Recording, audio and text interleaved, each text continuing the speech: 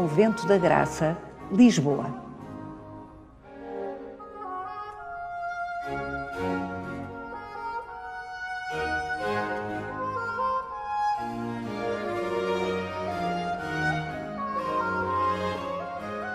Sala do Capítulo, procissão do Corpo de Deus de Diamantino Tujal.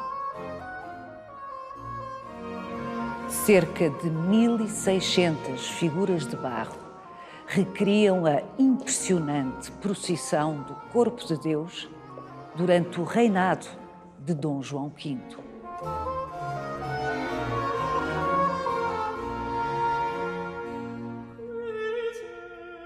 A escala do conjunto, a expressiva diversidade dos grupos sociais representados, os deliciosos detalhes de cada uma das peças fazem desta obra dos anos 40 do século XX um caso absolutamente singular. Diamantino Tujal foi um bem-sucedido empresário, um homem que estudou na Alemanha e na Bélgica e que amava o seu bairro da Graça, em Lisboa. Um homem que não prescindia das coisas boas da vida e dos seus muitos amigos, entre os quais se contavam personagens tão díspares como o arquiteto Pardal Monteiro, o fadista Alfredo Marceneiro ou o cardeal Cerejeira.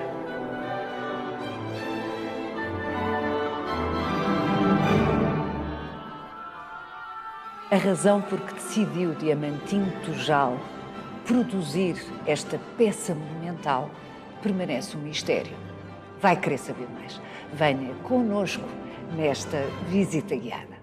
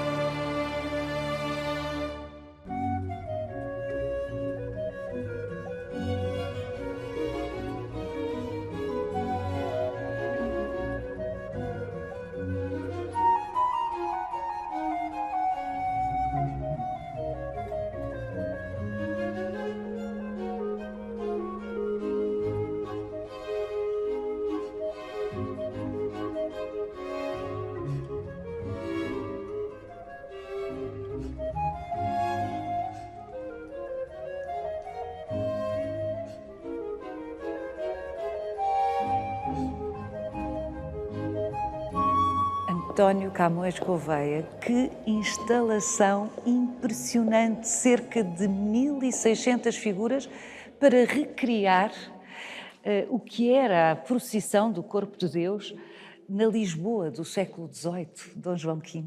É verdade, uma recriação impressionante. E é para impressionar. Tem essas duas dinâmicas. E impressionaria muito mais ao vivo. Estamos a ver uma montagem, em termos de museologia, em duas filas, porque em termos de espaço era impossível, isto era uma linha contínua. Isto portanto era uma longa, era toda uma linha serpentina. Exatamente, que andava pelas ruas... Única, pelas ruas do centro de Lisboa. Porque dá a curva lá ao fundo. Exatamente, certo? Nós estamos no início da procissão e quando demos a volta vamos terminar, que é além naquela parte. Ao vivo, a procissão seria ainda muito mais impressionante, muito maior em termos de quantidade de gente, de objetos, mesmo de cores. Havia uma profusão enorme. E repare, nós sabemos pela descrição de 1719 que foi escrita pelo Inácio Barbosa Machado e que terá servido de muita base para o Diamantino Tujal, para montar toda esta construção em miniatura. E ele refere à volta de 171 irmandades e confrarias. Só do Santíssimo Sacramento ele refere 34 irmandades. Portanto, repare, há conventos, havia casas de Lisboa, casas conventuais, que tinham 3, 4, 5 irmandades. As paróquias, outras tantas. Portanto, era uma imensidão de gente. E a essa imensidão de gente que vai na procissão, havia que juntar toda aquela que estava na rua, que era muita. a povoação de Lisboa e todos os seus arredores Quantas pessoas teria Lisboa nessa altura? Lisboa teria à volta de 320 mil pessoas, mais ou menos. Mas sabemos que vinham gente de fora, sabemos que as varandas eram alugadas por preços caríssimos na altura. Para ver passar este cortejo. Para ver passar a procissão. Para ver passar, assim, não é? Punham-se colchas à janela, imagino. Colchas às janelas, o rei... Vamos lá ver. O rei pedia ao Senado da Câmara, porque isto é sempre uma construção que tem por trás a Câmara Municipal, não é? E então o município mandava construir e fazer estruturas para apoiar o público que queria ver passar a procissão e não tinha lugar nas varandas, que eram mais caras.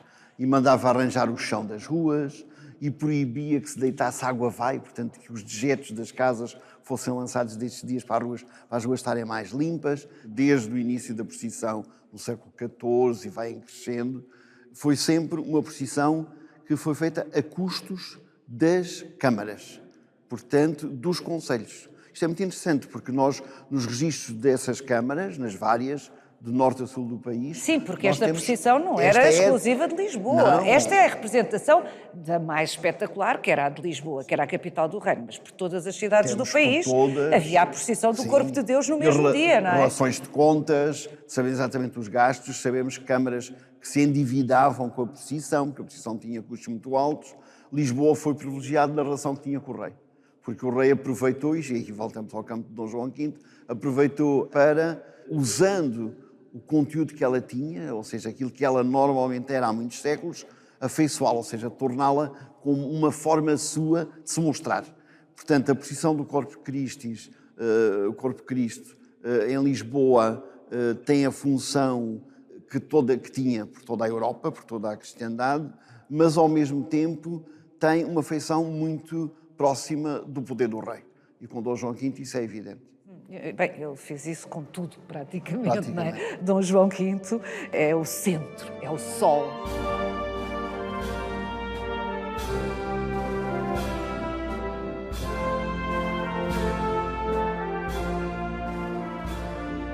As pessoas faziam o que sempre fizeram, dançavam, cantavam na rua, brincavam com uma invenção de um dragão, tudo isso o rei tentou limpar, que era uma coisa que os bispos vinham tentar há muito tempo que acontecesse. Portanto, digamos, está a favorecer o campo eclesiástico, o campo dos bispos, o poder do bispo, o poder do seu patriarca. E a intenção catequética. Exatamente, e a fazer essa catequese de acordo com as normas litúrgicas, mas ao mesmo tempo tem a lógica de dar uma ostentação a esses corpos em seu benefício. E, portanto, aí ele joga nas duas dimensões. Mas mantém-se, em qualquer caso, esta dimensão de cortejo de representantes dos agentes económicos mais significativos da sociedade portuguesa da época. Mas disfarçados, Paula. Disfarçados. Disfarçados de uma forma inteligente. A base da procissão são as corporações. Eram os padeiros, eram os carpinteiros, eram os barqueiros, eram as mulheres das hortas. Muito bem. Isso mantém-se.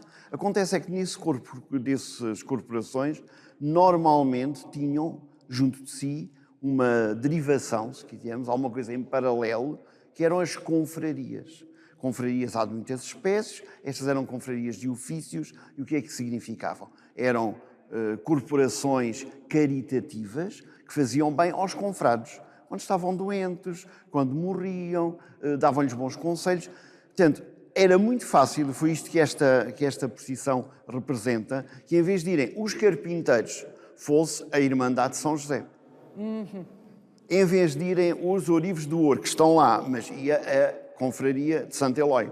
Muito bem, o padroeiro, o santo padroeiro dessa profissão, que era, digamos que o orágo dessa confraria, vem ao de cima. Em vez de vir a corporação, vem ao de cima a confraria que tinha à frente uma tutela, normalmente de um santo que toda a gente conhecia. Muito bem. Eu sugiro, António Camas Gouveia, antes de irmos ver, não vou dizer casa a casa, são quase 1.600 figuras, mas pararmos em algumas das mais expressivas destas figuras, que ouçamos o autor, enfim, o homem que teve a ideia de fazer isto e que promoveu a realização desta peça monumental, deste conjunto, Diamantino Tujal, que fez um texto belíssimo, de resto, a acompanhar a apresentação pública deste conjunto, pela primeira vez, em 1948, no Palácio Galveias, e eu sugiro que ouçamos, porque é muito esclarecedor. O autor, socorrendo-se honestamente dos elementos que lhe chegaram às mãos, não quis senão fazer uma reconstituição parcial do famoso cortejo setecentista, com caráter popular e ingênuo na interpretação. A este trabalho de 4 anos pode chamar-se a procissão do Corpo de Deus, como eu a vejo, e não rigorosamente como ela teria sido. Ele tem uma base documental e aqui temos um exemplo claro. A Casa dos 24, que está aqui representada com estes homens com as suas bandeiras, representam isso. Portanto, os grupos profissionais. Exatamente, as profissões que haveriam na cidade de Lisboa. E que seriam 24? Não, eram mais de 24, porque eram agrupados no que se chamava uma bandeira. Por exemplo, sob a mesma bandeira podiam estar serralheiros, marceneiros, é isto? Todos os da mesma área, por exemplo, todos os do trabalho da carpintaria, ou o trabalho do ferro, ou os dos ouros, ou os da prata. E abre o cortejo. Dá entrada ao cortejo. O que vamos ver agora, ao longo desta parafernália, é a transformação destas profissões numa forma exterior diferente, que são as irmandades e as confrarias.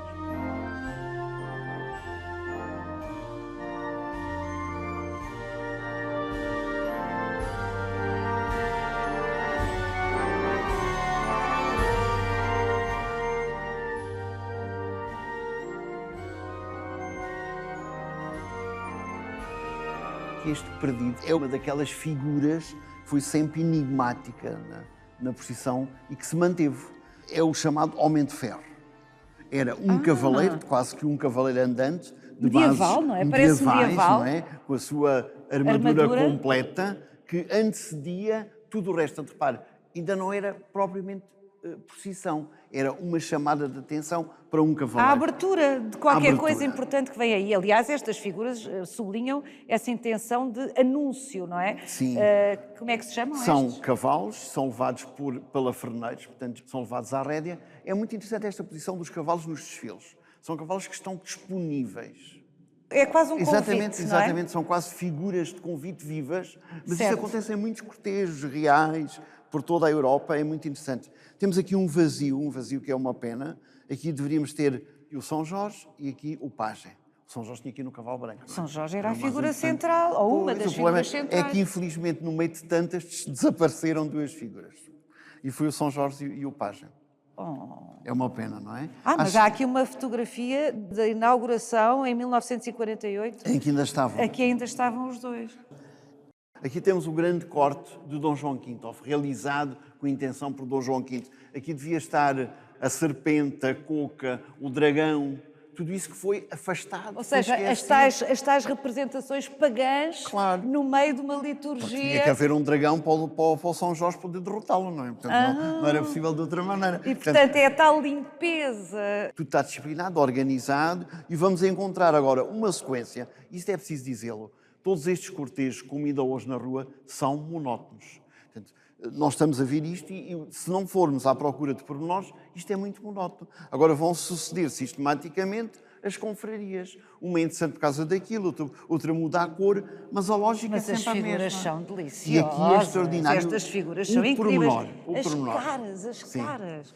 E estas lamparinas. Diamantino Tujal manteve, na lógica que ele criou e na lógica que recolheu documentalmente, tudo aquilo que faz uma procissão. Manteve as lanternas, manteve as velas, manteve os homens que cantam. Portanto, esta construção de grupos com funções diferentes, nós sabemos exatamente que o que vai à frente, como em qualquer procissão, é o menos importante. E o que vai atrás, o que vai no fim, o que vai no coço da procissão, era assim que se dizia, no coço da procissão, mesmo no fim, é o importante. É aí que vai o seu amigo rei. Salve seja! Até lá vamos ter, e por isso mesmo, vamos começar pelas categorias menos pelas prestigiadas, se menos quisermos. antigas, menos importantes. O que é que nós temos aqui logo a abrir? A Irmandade de Jesus Maria José, a Irmandade do Rosário do Convento da Trindade e a Irmandade de São Benedito do Convento de São Francisco. São Homens irmandades negros. de homens negros. Homens negros, portanto, eram negros forros, não estamos a falar portanto, eram negros que já tinham comprado a sua liberdade e que faziam parte das confrarias ou das irmandades. Havia muitíssimos por Lisboa. Normalmente tinham uma invocação próxima sempre de Nossa Senhora do Rosário, mas normalmente era conhecida por Nossa Senhora do Rosário dos Pretos. Era assim a designação. Portanto, é a abertura e depois vamos continuar a encontrar irmandades sucessivamente. Foram caracterizadas mais ou menos as cores das opas, as cores das dalmáticas, as cores dos diferentes paramentos das irmandades e confrarias, como depois dos paramentos eclesiásticos, mas a preocupação foi desenhar atitudes.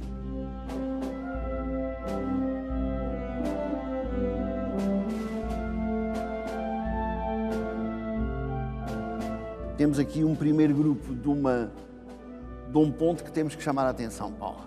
Nas procissões, e na Dom João V muito menos, e nas que se vão seguir ainda muito menos, não iam mulheres. Mas nas procissões medievais iam.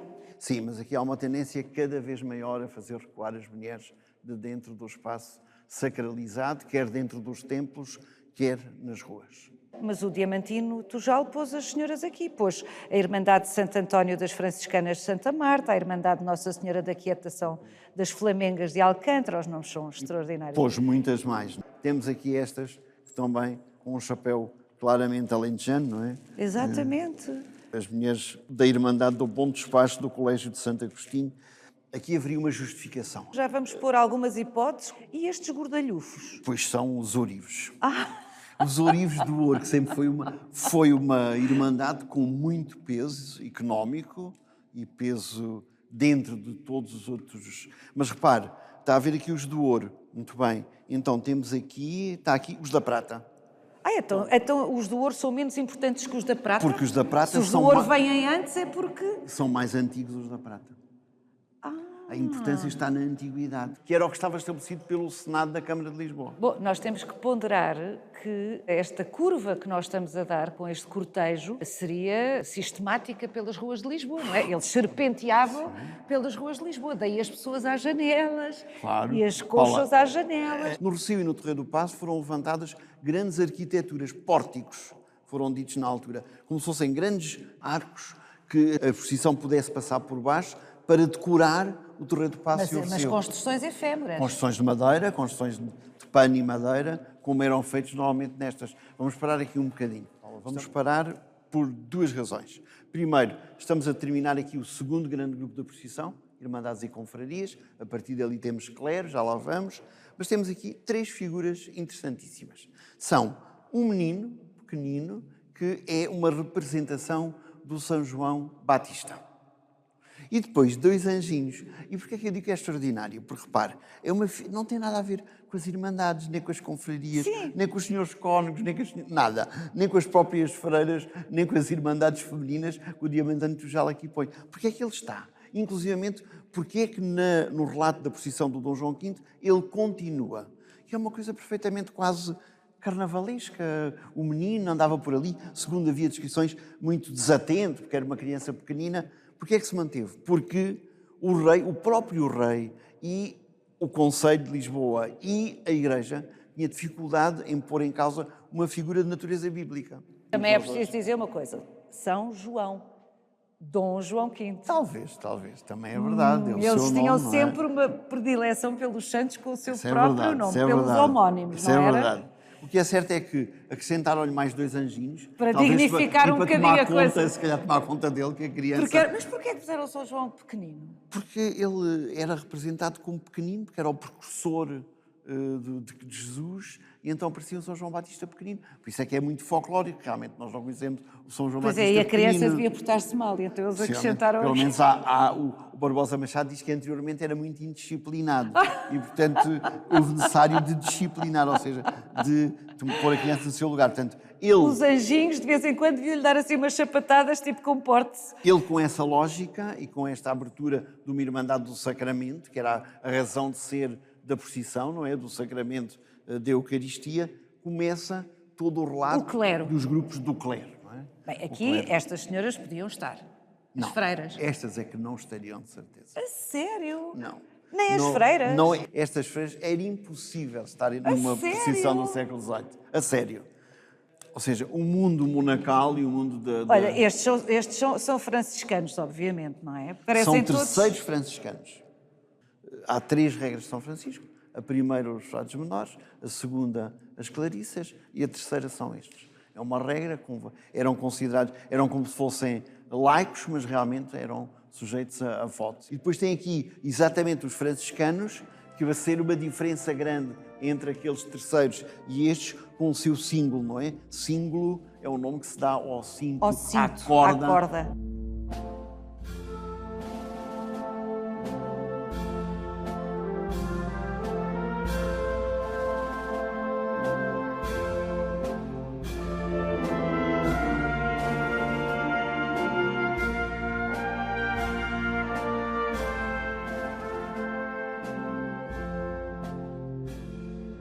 Logo a seguir, a Companhia de Jesus, portanto, os jesuítas, as 2 grandes casas de Lisboa, a Casa de São Roque e o Colégio de Santo Antão, portanto, também eles numa forma muito própria. Engraçado, todos com livros. Todos com livros, é muito interessante, por acaso é verdade. Ou seja, a lógica dos jesuítas como construtores de saber e professores está aqui muito presente. Este grupo é numerosíssimo. Pois é, este número é muito estranho, porque, contrariamente ao que aqui está do numeroso, o Barbosa Machado diz exatamente que eles eram muito poucos na procissão. São os célebres oratorianos.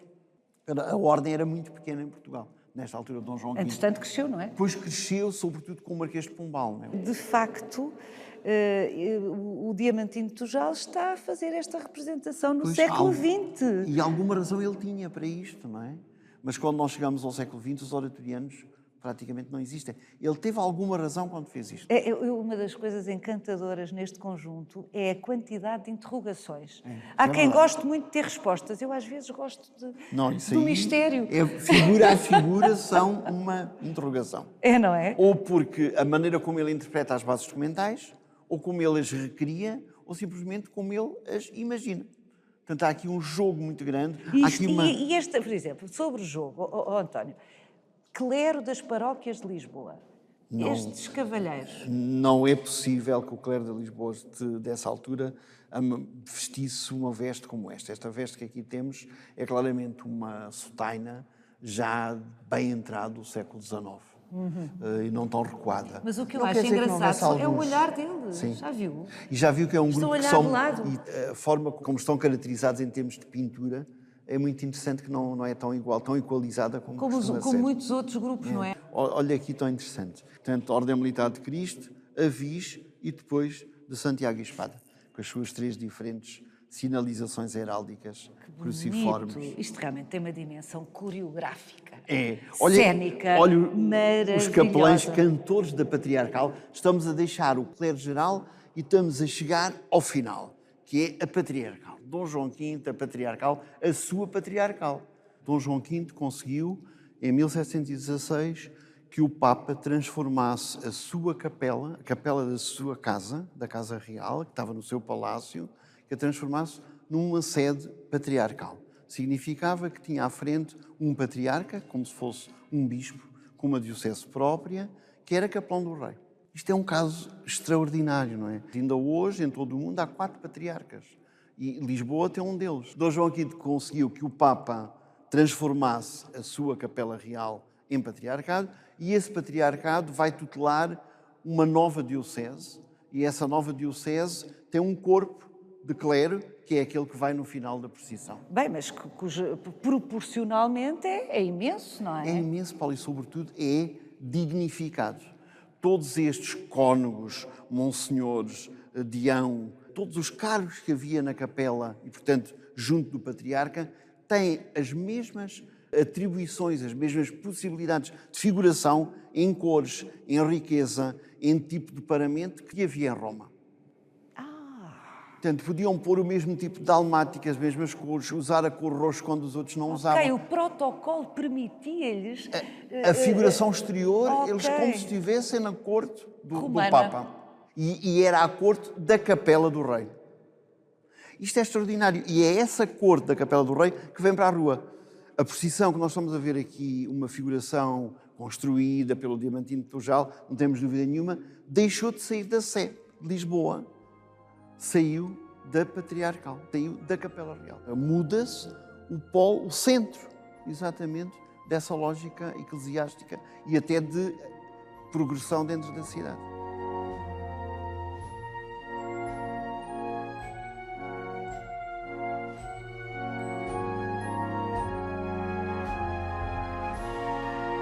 Lá temos nós os tais objetos de procissão que o Diamantino Tujal pôs. Pôs instrumentos musicais, pôs velas, pôs tocheiros, pôs candeias. Repare, um cabide de uma diocese, todas as dioceses tinham o seu cabide, desde os tempos medievais. Aqui temos nós o cabide da Patriarcal. Só que os homens do cabide da Patriarcal, estes cônegos da Patriarcal, como ficaram conhecidos, arranjaram muitos problemas. Um deles de precedências, porque achavam, porque como cônegos da Patriarcal, precediam dos condes que eram grandes de Portugal, porque realmente tinha uma então era a briga de quem é que era mais importante. Era como se cada um deles como se fosse bispo. Eles não eram bispos, eram simplesmente cônegos. Repare que lá Está bem, mas era da Patriarcal. Da Patriarcal. Era o argumento deles. Exatamente. Porque tinham esse direito, esse privilégio. Este corpo, que parece muito desinteressante, é um corpo de poder. O que temos aqui são os beneficiados da Patriarcal. O que é que isto significa? Aqueles que tinham benefícios, que recebiam da Patriarcal, por terem feito boas obras e em benefício dos outros. Muitas vezes não sabemos, ou muitas vezes não era assim. Era simplesmente por uma questão... Mas teoricamente devia ser uma espécie... Devia ser uma forma de pagamento. De premiar alguém que tinha-se portado muito bem. Estas figuras são muito engraçadas. Levam um incenso. Levam um incenso. Temos aqui a naveta na mão e depois a seguir temos o incenso. Eles deveriam ir e aqui estamos a chegar o grande final, não é verdade? Ou seja, o grande final, a figura principal. Exatamente. O corpo de Deus que é levado na rua pelo patriarca, o mais importante. E os mais importantes vão no coço da procissão, que é o final. No final. E por isso, as grandes disputas de precedências, ou seja, tal o andar à frente, andar atrás, ser mais importante, ser menos importante, era levar na mão uma das varas. Ir à vara do pálio. E por isso, quando o rei ia... À vara do pálio, era a expressão. Exatamente. Quando o rei ia na vara do pálio, ia na vara... o rei também segurava. Sim, na entrada e na saída do pálio, o rei ia umas centenas de metros, mas muitas vezes iam uns infantes. Sim, não estava a ver o Dom João V a dar tanta volta, neste cortejo. Mas o problema não era esse, Paulo. O problema é que muitas vezes, como todos queriam pegar nas varas do pálio, tinham que se revezar. Então, sim, mas o rei, se não quisesse, não dava o seu lugar a ninguém, não é? Sim, mas havia que dar direito aos outros representarem. Eles tinham que se mostrar como os mais importantes, ou seja, os grandes do reino, os duques, os marqueses, os condes. Todos tinham que passar pelas ruas bocadinho... para verem que estavam na... Esta ritualização, vista com esta distância, é muito engraçada. Lá temos nós um dos grandes privilégios do rei. Levar flabelos, que é uma espécie, uns grandes leques, quase de origem oriental, como o Papa também utilizava.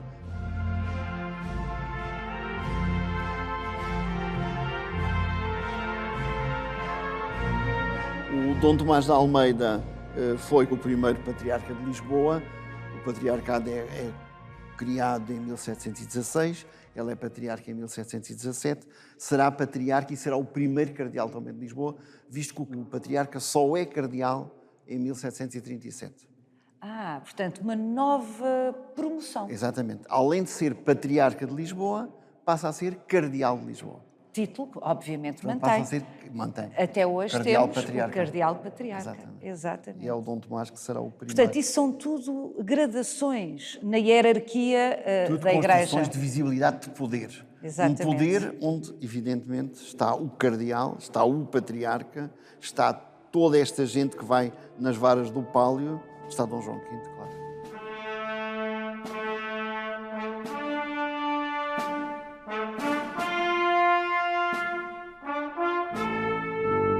António, eu vou interromper por alguns instantes a nossa conversa, porque vou conhecer e vou fazer com que todos conheçamos a última testemunha desta realização incrível de Diamantino de Tujal. Eu já volto a conversar consigo. Até já.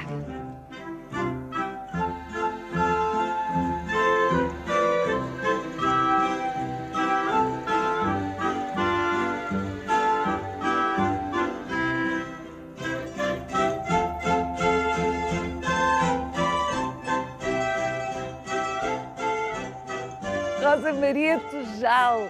Sou sim, senhora. Eu estou, devo dizer-lhe, com uma enorme curiosidade de ouvir, porque, ao que sei, a Rosa Maria era uma criança pequena quando o seu tio, Diamantino de Tujal, fez e coordenou a realização deste conjunto maravilhoso que é a procissão do Corpus Christi de Dom João V, e vestiram a Rosa de quê? Para ser modelo. Olha, eu julgo que era de menino de couro. Com esta carinha, era menina de couro. E então, sabe exatamente quais são as figuras? Sei, eram umas pequeninas com a labita encarnada e uma golinha branca. Portanto, amorosa. quando vê a procissão montada, sabe que a Rosa Sei, serviu quando de eu modelo. ouvi a procissão montada, eu disse, olha eu. Portanto, muito provavelmente, cada grupo daqueles tinha por modelo uma pessoa concreta. Não sei, pergunto-lhe. Talvez, talvez. Não me admira que o meu tio, com aquela alegria de viver, era capaz de... Epá, se a gente pusesse a cara de não sei quantas, ou de não sei quantos, e não sei... Era capaz disso. Era menino para isso. E deve ter sido divertido fazer isso. Isso recorda-se? Isso, recordo-me, porque, por exemplo, a minha tia foi quem cozeu os pendões, cozia as coisas, e nós à tarde íamos para a casa da tia Berta. Tia Berta? Tia Berta, porque esta vila tem o nome da filha. Da filha, ou do seja... do Joaquim Tujal, que quem construiu a Vila Berta. Então vamos cá ver a história, breve história familiar. O Joaquim Tujal era o pai do Diamantino Exatamente, Tujal. foi quem fundou a Casa de Construção e fez a Vila Berta, mais os estaleiros, mais esta área toda. E deu o nome de Berta porque... Era a filha, a única filha, porque o resto era tudo rapazes. Portanto, o Diamantino era o mais velho. Pois era ela. A Pois Berta? era a Berta, pois era o Raul Tujal, que era o arquiteto, pois era o João Tujal, que era engenheiro civil, depois o Afonso Tujal, que era engenheiro químico. E o pai da Rosa Maria Tujal é? João Tujal. O João. O João.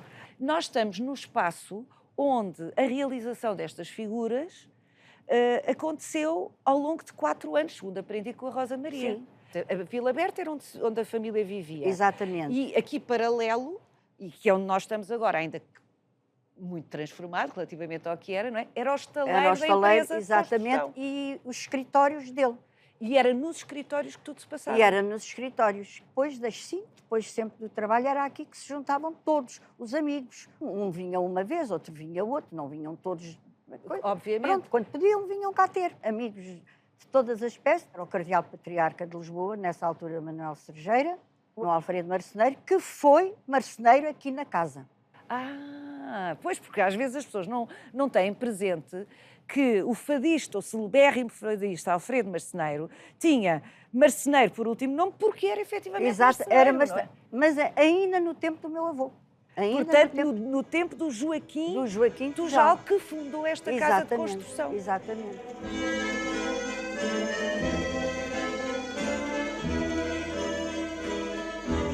Diamantino Tujal era mesmo um brincalhão. Era mesmo um brincalhão. E não era um homem religioso. Não sei se no fundo não tinha lá qualquer coisinha. Sim, mas parece-me que está fora de questão, Rosa Maria, que ele tenha, por exemplo, feito uma promessa para fazer este conjunto. Sim, não, julgo que não. Naturalmente até disseram, o Diamantino está doido, agora resolveu fazer isto. Mas divertiam-se a fazer. Mas eles divertiam-se imenso, era o que eles queriam. Porque, quer dizer, não havia assim muitas coisas... Não havia televisão. Não havia televisão. Era a tertúlia dos fins de tarde do Diamantino Tujal com os amigos. Passava cá toda a gente. O Almada, o Fred Kredoffer, o Mesquita, da Maria Keil, do Francisco Keil, quer dizer, tudo vinha aqui, tudo vinha aqui. o Manel Dias da Parada, O Pardal Monteiro. o Pardal Monteiro o também, arquiteto. Valentim de Carvalho, o Adelino Nunes, o Faria da Costa, era montes de... Tipo um tapete de arraiolos, só que Quase. com cavalheiros, não é? Exatamente. Quem chega junta-se e vai cozendo. Aqui, quem chegava juntava-se e ia fazendo os bonecos. Ia pintando, porque quem fazia os desenhos era o António Soares, pintor, e depois era transmitido para o escultor, Que era o Vasco Pereira da Conceição. que tinha sido assistente do Leopoldo Almeida. Exatamente. Era uma brincadeira, mas que tinha um fundo planeado.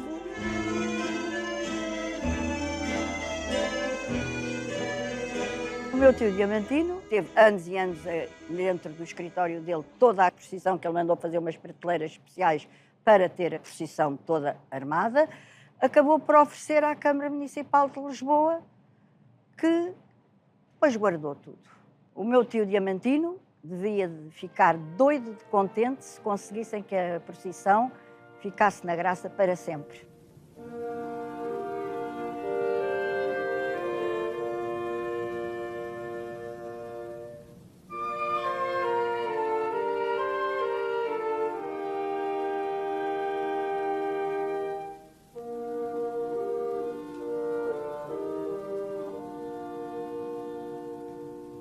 Bem, venho encontrá-lo aqui ao pé dos pasteleiros, em boa Da companhia. Irmandade de São Marçal.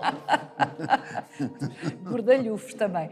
A Rosa Maria Tujal acaba de me confirmar que Diamantino Tujal, ao que se sabe, não era religioso, não era particularmente religioso, não tinha nenhuma veia artística também, que se lhe conhecesse, e, portanto, não se compreende muito bem porque é que se dá a esta empreitada. Podemos pensar que a proposta do Diamantino Tujal está numa construção que se alia ao tempo em que ele viveu, os anos 40. A Europa está em guerra. É verdade, ele faz isto durante a Segunda Guerra Mundial. Exatamente, a Europa está em guerra. Ele tem a ideia em 1939 e termina isto em 44. Durante a guerra. É incrível. E durante o período forte da exposição dos anos 40.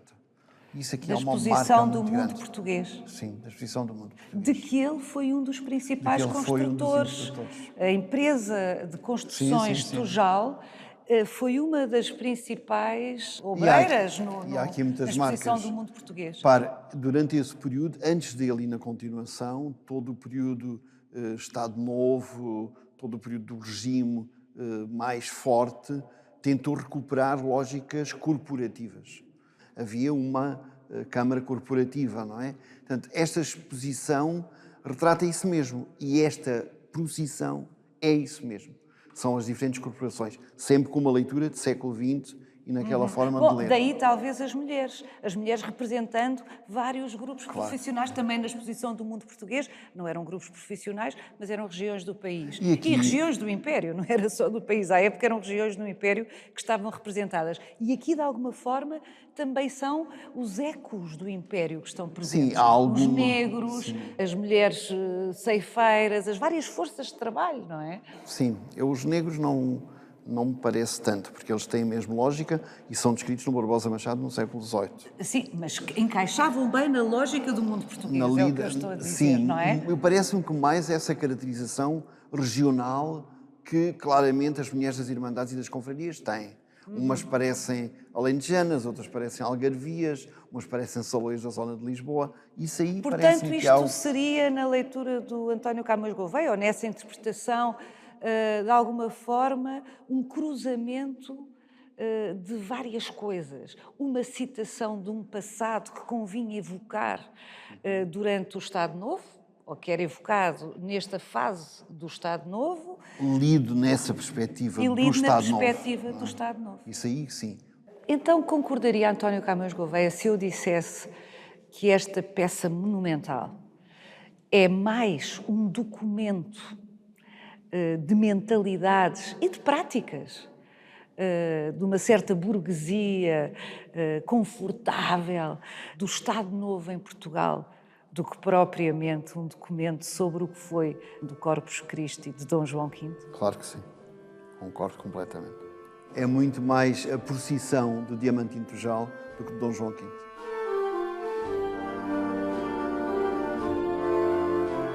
Siga-nos no Instagram, no Facebook e na nossa página onde pode rever este e os outros Visita Guiada.